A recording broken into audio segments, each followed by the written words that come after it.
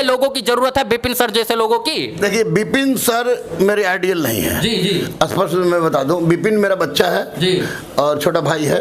विपिन का जीत जाना मेरे लिए खुशी का विषय था। योगदान दे और खासकर छात्रों के साथ जो समस्या है उसको देखे, क्योंकि छात्र उठेगा, छात्र जागेगा तो देश बढ़ेगा। मैं तमाम शिक्षकों से या तमाम पढ़े लिखे लोगों से यह कहना चाहूंगा कि वो राजनीति में आए। शिक्षा, एक शिक्षित व्यक्ति अगर राजनीति में आता है, एक युवा राजनीति में आता है तो मेहनत भी ज्यादा करेगा और शिक्षित वर्ग के बारे में ज्यादा सोचेगा भी।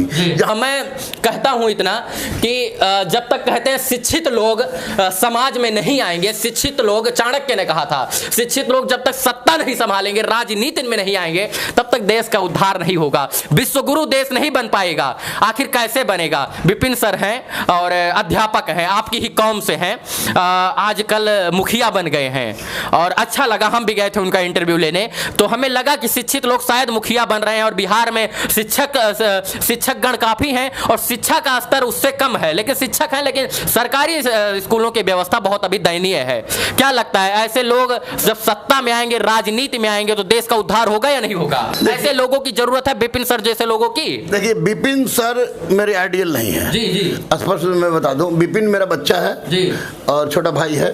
विपिन का जीत जाना मेरे लिए खुशी का विषय था। वही जी। लेकिन गुरुकुल से 22 साल की लड़की मुखिया बनी है जी।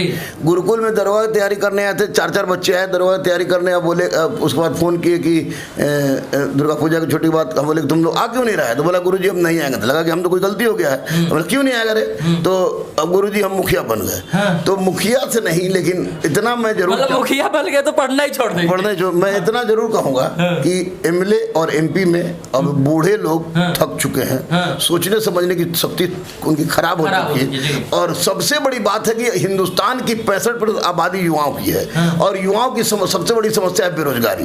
बिहार में आपको 7.5 साल से बीएसएससी का रिजल्ट अभी रुका हुआ है, रुका हुआ है। हर परीक्षा का क्वेश्चन कहीं ना कहीं से वायरल हो जाता है। यूपी में टेट का क्वेश्चन आउट हो गया, वैकेंसी के लोग चित्कार रहे हैं। हमारे केंद्र की सरकार ने भी कहा कि 2 करोड़ रोजगार देंगे, बिहार की सरकार ने भी कहा कि 19 करोड़ रोजगार देंगे, 10 करोड़ रोजगार देंगे, कोई काम नहीं कर रहा है। तो ऐसी परिस्थिति में मैं तमाम शिक्षकों से या तमाम पढ़े लिखे लोगों से यह कहना चाहूंगा कि वो राजनीति में आए, क्योंकि राजनीति, शिक्षा, एक शिक्षित व्यक्ति अगर राजनीति में आता है, एक युवा राजनीति में आता है तो मेहनत भी ज्यादा करेगा और शिक्षित वर्ग के बारे में ज्यादा सोचेगा भी।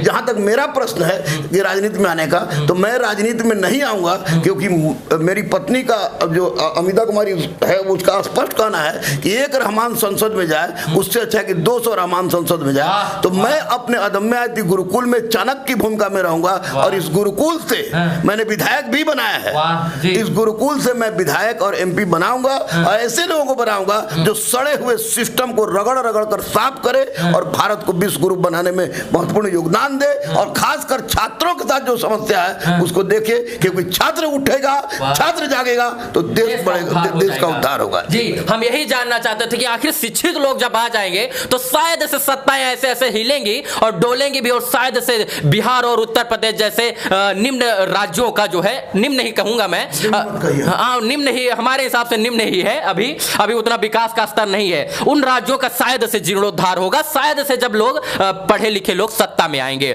मारते उड़ते भी हैं इस बच्चों को, डांटते उड़ते हैं, मारते हैं, क्या करते हैं? देखिए, बच्चों को डांटते तो जरूर हम हैं, क्योंकि मैं किसी भी बेटी और बेटा का नाम बहुत कम का जानता हूँ, सबको बेटी और बेटा कहता हूँ, तो डांटता भी हो और जरूरत पड़े तो मारता भी हो, क्योंकि अगर भारतीय संस्कृति और सनातन के अनुसार शिक्षा ग्रहण आप नहीं कर रहे हैं तो आप अधिकारी बन भी जाइएगा तो आपका कोई योगदान नहीं होगा। इसलिए मैं बच्चों को संस्कारी बनाने के लिए हर वो कार्य करता हूँ जो गुरुकुल परंपरा में गुरु के द्वारा किया जाता था। अंगूठा नहीं मांगता हूँ, क्योंकि जरूरत पड़ी तो मैं कहता हूँ कि अगर तुम्हें मेरी अंगूठा की जरूरत है, मेरे रक्त की जरूरत है, तो एक एक कतरा तुम्हारे साथ है, लेकिन बदतमीजी करोगे तो मार के कबाड़ देंगे, ये मैं कहता हूँ। और बच्चे हमारे इतने संस्कारी हैं, बेटी है बेटा, जो हमारी बात को सर स्वीकार करते हैं और बिना किसी के, आज पहला गुरुकुल है अदम्य गुरुकुल, जहाँ 10,000 से ज्यादा बच्चे हैं और पैर छूते छूते बच्चे नहीं थकते हैं, हम लोग थक जाते हैं कि इतना पैर छूना मुझे नहीं लगता है कहीं और छुआ जाता होगा।